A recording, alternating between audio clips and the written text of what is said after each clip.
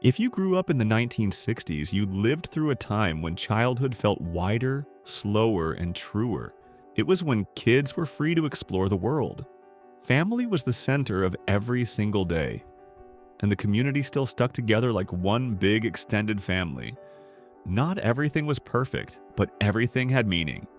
Today, join us as we turn back the clock to remember 30 reasons why growing up in the 60s was truly the best thing ever. You played outside until the streetlights came on.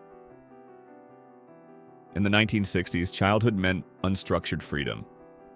Kids were allowed to explore the world around them without constant supervision. This was the era of long bike rides. Building homemade forts was normal. Playing hide and seek in the park or yard was just what we did. There were no phones. No notifications interrupted us. There was only pure imagination and fresh air. It's different from today. Today, most people panic if they aren't stimulated every second, but the generation that grew up in the 60s learned how to be friends with boredom. We learned to create our own fun. We developed the ability to entertain ourselves without needing constant stimulation. This quiet capacity is rare in modern culture. Life moved slower, and that was wonderful. It let you be completely present in that moment. You weren't distracted by 24/7 media. Saturday morning cartoons were sacred. Before hundreds of TV channels and streaming platforms existed, watching TV wasn't a habit, it was an event. You only had one chance all week on Saturday morning to see your favorite cartoons. That made them sacred. This turned Saturday morning into a highly anticipated cultural ritual. Families and friends often gathered together for it. The scarcity of content increased the value of every single show. However, family entertainment in the 60s didn't stop at cartoons. This was also the decade when Disney released their biggest hit, Mary Poppins, 1964. It was a classic live-action movie with impressive technical work and a healthy spirit. Plus, cozy police procedural shows like Dixon of Dock Green also made us feel like all was right with the world. Music changed everything. The 1960s saw a massive explosion of popular music. It created an undeniable cultural revolution. Bands like the Beatles and the Rolling Stones, along with the lively Motown sound, created the soundtrack for a generation growing up. This is the decade where modern music, as we know it, began. Music back then wasn't just background noise, it was rebellion. Rock and roll became more dangerous, paving the way for groundbreaking events like Woodstock 1969. What was truly special was how we consumed music. You listened to a vinyl record from start to finish. Just as the artist intended, it wasn't shuffled. You studied the album cover, you learned the lyrics, and you shared vinyl records like they were treasures. Toys were built to last and encouraged interaction. If you grew up in the 60s, toys weren't things you played with for a few days and then threw away. They were companions throughout your entire childhood. They felt solid in your hand. They were heavy enough. They felt like real things, not flimsy plastic. You could build a castle with Lincoln logs, knock it down, and rebuild it 100 times, and those logs still fit snugly. You could sit for hours with your Etch-a-Sketch, your Viewmaster, your dolls, or your model cars. Every time you played, it was a brand new story. It never repeated, and the Easy Bake Oven was the perfect childhood experiment. You turned it on, you smelled the sweet cake, and as a kid, you felt like you were doing something truly grown up. The best part? Toys back then forced you to use your hands, your head, and your imagination. There was no autoplay button. There was no pre-recorded music to keep you quiet. You had to invent the rules of the game. You assigned the roles. You negotiated. Games like Cluedo, or other board games often happened right on the kitchen table. The whole family or a group of kids would argue over clues, then laugh out loud when someone guessed wrong. And when a toy broke, many kids even learned how to fix it. They glued the wheel back on, they tightened the screw, they untangled the strings. It was a small lesson in patience. Ultimately, 1960s toys weren't just meant to kill time. They taught you how to create joy together using the simplest things. Do you remember a toy that you played with until the memory wore thin? Families ate dinner together every night. The family dinner ritual was a solid tradition. It was one of the important traditional values of the 1960s. When the dinner time arrived, the television was turned off. Phones didn't exist yet, and the whole family automatically gathered around the table. No one was rushed. No one ate while looking at a screen. There was only warm food, the sound of forks and spoons clinking, and everyday conversation. Dinner was when parents asked, "How was school today?" It was when kids talked about winning or losing on the sports field. They talked about a hard test or some silly thing that happened during recess. There were no quick texts. There were no emojis. Every emotion was spoken aloud with words, with eye contact, and with voice inflection. Children learned how to listen. They learned to wait their turn to speak. And they learned to look directly at the person they were talking to. These were social skills that were never taught in books, but they stayed with them throughout their entire lives. More importantly, dinner was an emotional anchor. No matter how tired the day had been, no matter what turmoil was happening in the world outside, the family still sat together in the evening. That brief moment created a sense of safety, stability, and connection. It's something many who grew up later only realized they once had. For the 60s generation, family wasn't something that interrupted a busy schedule. Family was the center of the day, and those simple dinners quietly taught them about respect, responsibility, and the value of truly being present together. School was strict, but it worked. The education system in the 60s was characterized by strictness and discipline, where teachers were deeply respected. But this strictness came along with major academic reform. After the Soviet Union launched the Sputnik 1 satellite in 1957, the United States had to take national action due to the fear of falling behind. This response, known as the Sputnik Crisis, led the U.S. Congress to pass the National Defense Education Act in 1958.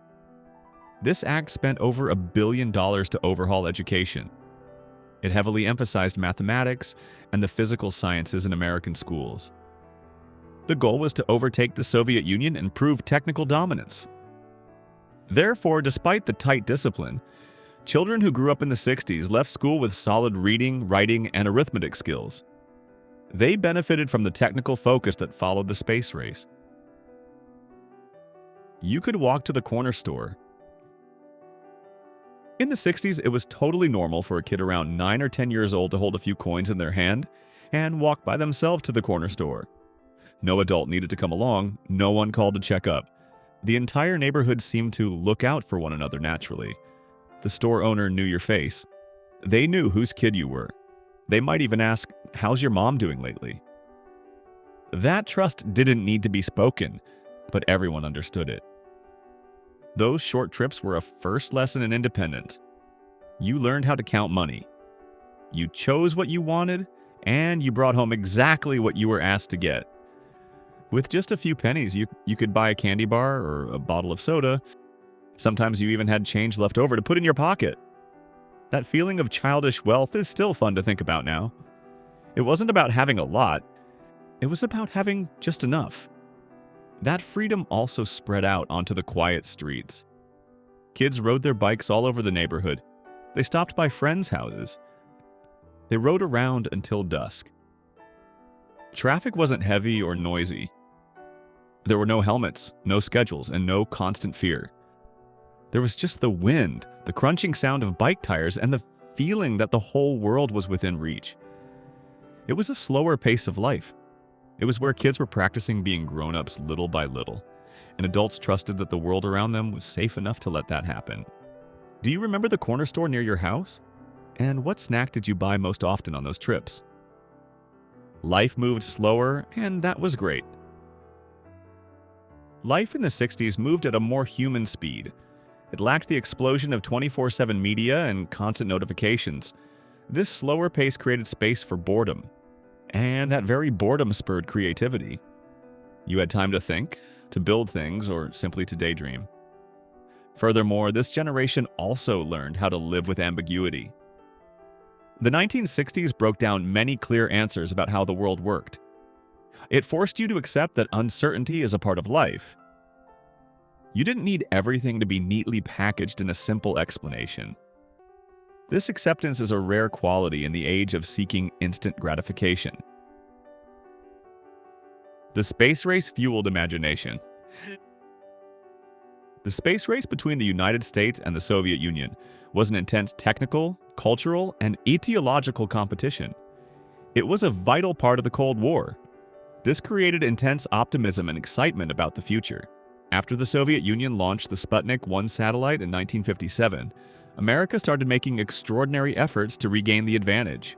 Witnessing historic events like the Soviet Union's Yuri Gagarin becoming the first person to orbit the Earth in 1961 was huge. Especially when the Apollo 11 crew landed on the moon in 1969, every kid wanted to become an astronaut. This wasn't just a political or scientific victory. It was a defining moment of the 20th century, watched by 500 million people worldwide.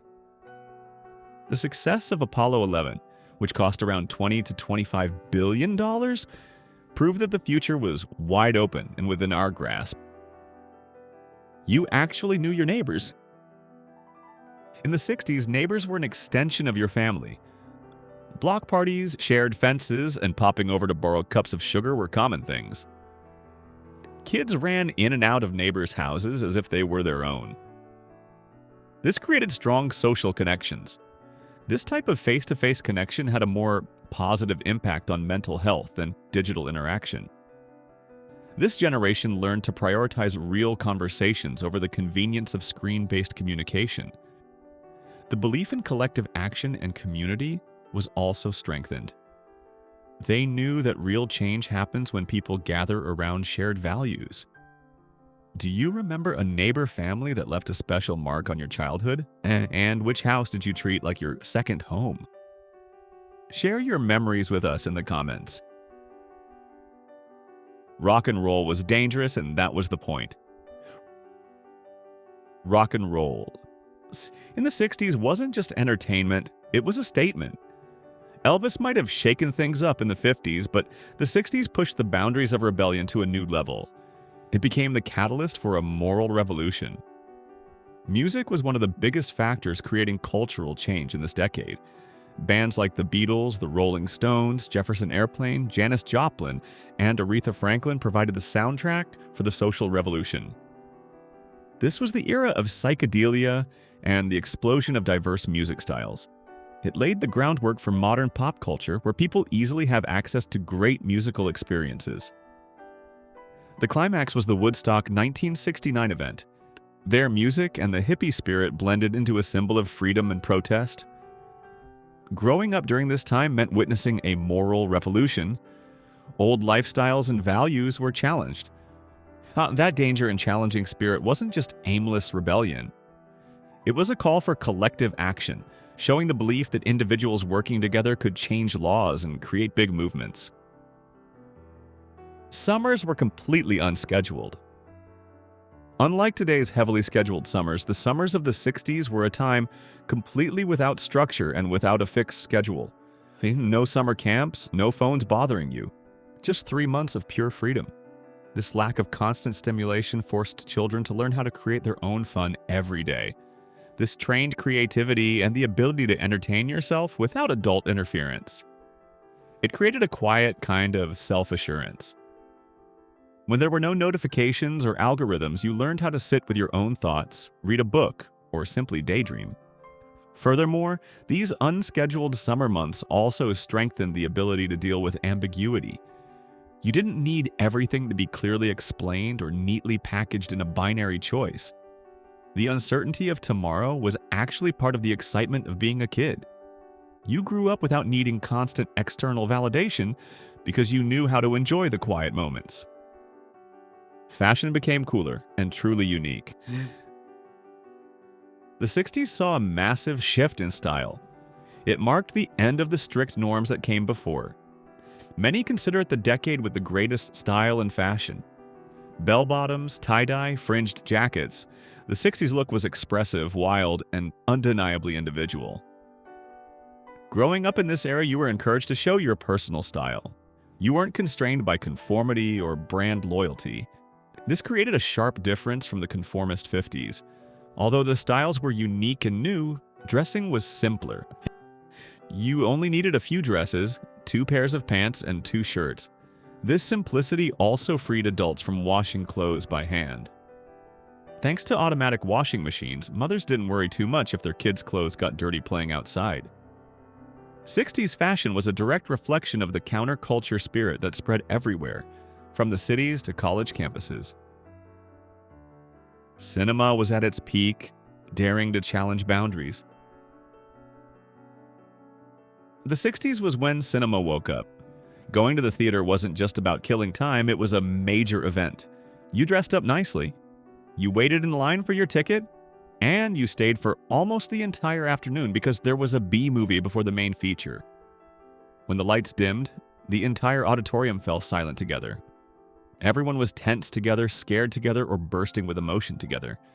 That experience was collective, and that made the emotions much stronger. More importantly, filmmakers started not catering to the audience anymore. They experimented. They took risks. Alfred Hitchcock's Psycho thrilled audiences in a way they'd never felt before. Epic films like Lawrence of Arabia showed that cinema could be grand, slow, and full of thought, all at once. And James Bond, with Sean Connery starring in From Russia with Love, brought Cold War tension to the screen. It was seductive and dangerous at the same time. Alongside that, international cinema flooded American theaters. High and Low, Japan, La Dolce Vita, Italy, and Pierrot Le Faux, France. They weren't easy watches, but they were worth watching. Do you remember a movie that left you speechless when you walked out of the theater? Drive-in movie theaters was the best date. Drive-in movie theaters are an icon of pure Americana. They represented simple, romantic evenings. And the feeling of piling the whole family into the station wagon to watch a movie under the stars is an unforgettable memory. It combined the comfort of family with the excitement of a night out. This is a beautiful image of prioritizing face-to-face connection and presence. Even in the limited space of the car, the drive-in was still a social experience. Young people could enjoy freedom in the back seat. It was completely different from the cramped space of a traditional movie theater. This reinforces the idea that the joy of the 60s came from real connection and shared experiences. With the streets being happily quiet and without much traffic, driving out to see a movie also provided an easier feeling of freedom, unlike today's crowded city life. You could play sports without tryouts. In the 60s, sports didn't necessarily have to be serious or highly competitive. Impromptu baseball or football pickup games happened often. There were no uniforms, no pressure, and no need for formal tryouts. All you needed was a ball and a few neighborhood friends. This is a complete contrast to today's highly organized and structured sports culture. Kids learned how to negotiate. They resolved conflicts, and they built friendships in the backyard of the park where the rules were agreed upon right on the spot. The lack of adult intervention in these games helped develop self-reliance and confidence because you weren't dependent on constant validation from others. Plus, since life moved slower, you had plenty of free time to join these spontaneous, physical activities. TV was an event, not a habit. With a limited number of channels, watching TV in the 60s was a special event, a family ritual. Families gathered around the screen to watch popular shows like The Andy Griffith Show or Gilligan's Island. There was no fast-forward feature, and there was no on-demand viewing. And commercials were considered an integral part of the experience. Even light entertainment shows reinforced the feeling that all was right with the world. For example, cozy police shows like Dixon of Dock Green began with immortal greetings. That meant viewers didn't have to go to bed worried. This is the opposite of TV today, where people often watch alone and the content is endless. Back then, watching TV was a shared experience between family members and the community. The radio was your best friend. Before digital music platforms existed, AM radio was the primary source for a generation's music discovery. It was a powerful tool for connection. AM stations played everything from the Supremes to Johnny Cash, all on the same dial. This forced you to explore and listen to many different genres instead of just skipping songs that weren't your taste.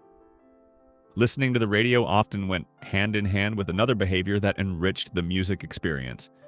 You listened to the record from beginning to end. Music was a structured journey. You studied the album cover, you learned the lyrics, and you shared vinyl records like they were treasures. This created a deeper appreciation for the music and the artists, a quality this generation still carries. Science fiction reached new heights. The 60s was when science fiction stopped being just entertainment. It started asking big questions about humanity, technology, and the future. The context of the space race made the whole world look up at the sky with real excitement. Every rocket launch, every piece of news about the moon caused the public imagination to explode, and cinema captured that spirit perfectly. The absolute peak must be Stanley Kubrick's 2001, A Space Odyssey. Now, this wasn't a movie that explained everything or catered to the audience. It was slow, cold, and full of silences. It forced the viewer to think for themselves. From the origins of mankind to the artificial intelligence HAL 9000, the film asked a terrifying question: what if technology surpassed human control? For many audience members back then, this was the first time they left the theater not because the movie was over, but because their minds were still reeling. In the same year, 1968, Planet of the Apes also caused a strong shockwave. The story of an astronaut lost in a world ruled by apes wasn't just fiction.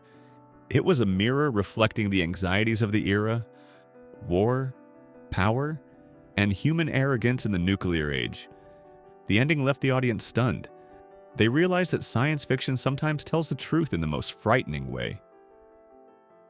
You had to wait for everything, and that made it sweeter. This was an era that lacked instant gratification. This unintentionally taught the generation an important lesson about patience. Hey, if you took photos with a film camera, you had to wait several days for the film to be developed. Letters could take a week to reach the recipient. This delay wasn't seen as an inconvenience, it was a natural part of life. You learned to accept that things arrived naturally. Even in cinema, films like Lawrence of Arabia, 1962, were a spectacular adventure epic. They required the audience to patiently follow an extended, grand story. This is far removed from the fast-cut pace of modern media. The waiting made you appreciate those moments more. This patience became an integrated part of daily life, from the TV schedule to standing in line. The 60s generation knew that good things come to those who wait. You instinctively questioned authority. Growing up in the 60s meant witnessing established power systems being challenged on every front.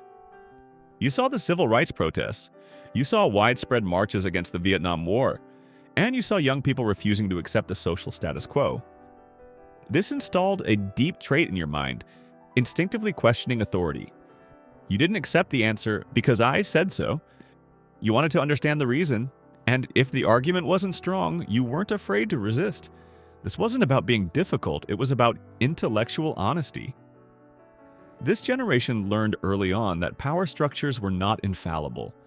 Sometimes they needed to be questioned, reformed, or completely torn down. This deep mistrust of the government is one of the major turning points in American culture achieved in the 60s. Still with us on this nostalgic journey? Drop a yes in the comments so we know you're enjoying it. You believed in collective action. The 60s was a decade of powerful social movements. It was a time when people believed in the power of acting together. You witnessed individuals working together who could change laws. They created big movements like the civil rights movement or the environmental movement. Psychology calls this the common belief in the collective power to produce desired outcomes as a crucial component of collective action. For the 60s generation, this wasn't an abstract concept. They experienced it directly. This belief makes you skeptical of purely individual approaches. You knew that some issues require collective solutions. Even cinematic works like To Kill a Mockingbird, 1962, conveyed to generations the importance of standing up for what is right, even when justice is scarce, through the image of the lawyer, Atticus Finch. Freedom came with responsibility. The 60s is often remembered as a time of freedom. Freedom of thought, freedom of expression, freedom to question.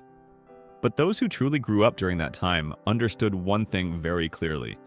Freedom was never irresponsible. It wasn't about doing whatever you wanted. It was about daring to choose and then taking responsibility for your choices. The social movements that exploded in the 60s were not random chaos.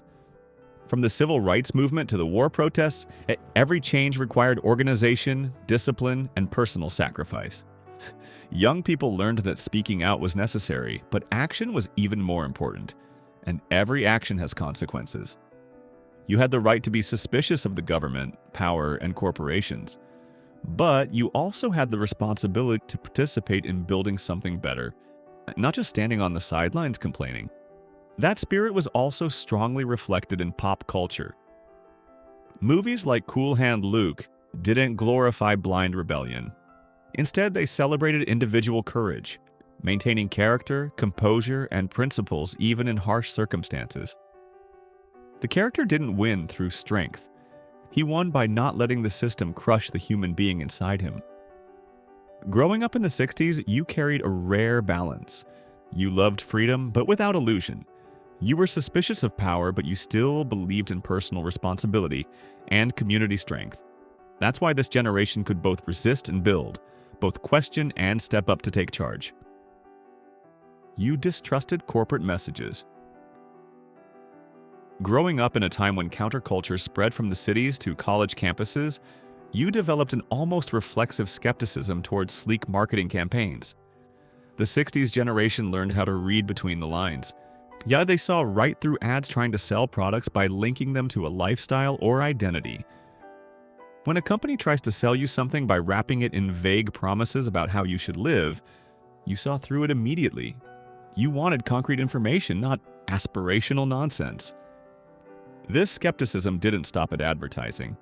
It extended to media narratives, hollow political messages, and anyone trying to manipulate public opinion through emotional appeals instead of solid facts. Specifically, the idea that the mall is not the center of the universe shows a preference for downtown shops and corner diners. There, the shopping experience was more personal, not dominated by corporations. You were comfortable with ambiguity. The 1960s was a period that saw the rapid collapse of many established certainties. You grew up as the clear boundaries between right and wrong, or us versus them, quickly became complicated. The counterculture reshaped popular ideas about state systems and politics. This turbulence taught you how to accept uncertainty. You learned to be comfortable with ambiguity. You didn't need everything to be packaged in a simple explanation or a binary choice. In fact, sometimes the most honest answer is to acknowledge complexity rather than trying to force a false solution.